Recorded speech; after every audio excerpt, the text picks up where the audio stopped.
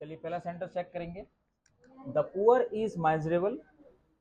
तो एक रूल मैंने बताया था कि अगर एडजेक्टिव से पहले दा लगा देंगे तो ये क्या बन जाता है, पीपल बन जाते हैं,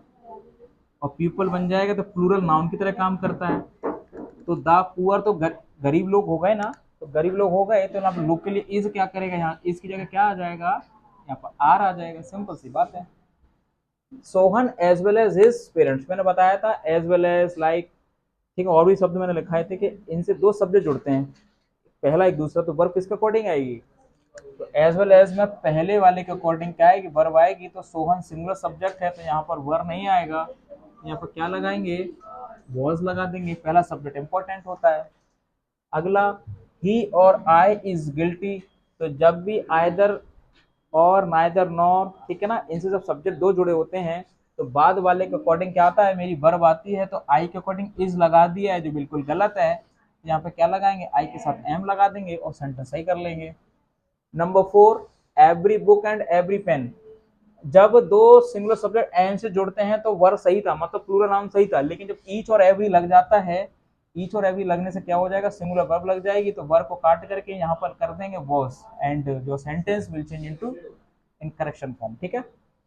the horse and carriage are waiting, जब दो नाउन मिलकर के एक ही नाउन का निर्माण कर रहे हैं, एक ही चीज का निर्माण कर रहे हैं, तो क्या करेंगे, सिंगुलर वर्ब लगाएंगे। तो ये भाई ये घोड़ा और गाड़ी एक ही चीज है, तो यहाँ पर आर नहीं आएगा, तो क्या कर देंगे, इस कर देंगे और सेंटेंस सही हो जाएगा। नंबर 6, फिर देखिए कंजंक्शन आइदर, और आइदर के बाद राम आया है और के बाद सोहन आ रहा है, तो सोहन के अकॉर्डिंग यहाँ पर हैव नहीं आएगा, तो क्या कर देंगे, हैज आ जाए, क्योंकि सिंगुलर सब्जेक्ट है। और नंबर 7 की बात करेंगे, the school was close since yesterday, जब भी यस्टरडे और टुमारो की बात करते हैं तो यहाँ पे कोई प्रीपोजिशन नहीं आएगा, मतलब सिंस नहीं लगाते हैं, तो सिंस यहाँ से कट जाएगा और सेंटेंस सही हो जाएगा, ठीक है। Number 8, the manager and secretary were present in the office, जब भी दो नाउन एंड से जुड़े हों, आर्टिकल केवल आगे के आगे लग रहा है, इसका मतलब दोनों व्यक्ति एक ही है,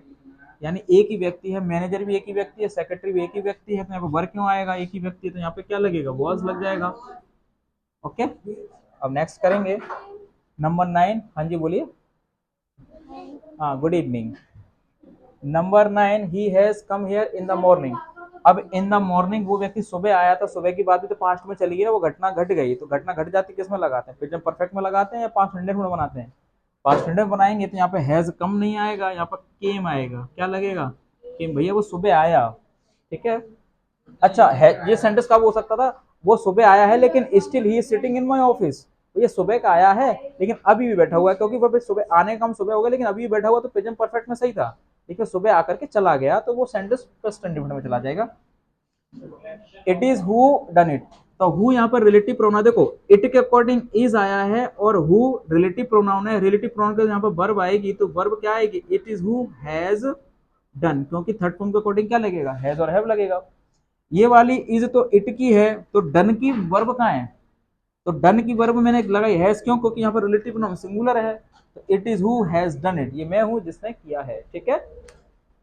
ये खत्म होते हैं आपके सेंटेंसेस बेस्ड ऑन वर्ब, और ठीक है, मंडे को हम नया चैप्टर स्टार्ट करेंगे, और इसमें जो पार्टिसिपल रह गया है, जीरंड रह गया है, वी ऑल्सो कंप्लीट।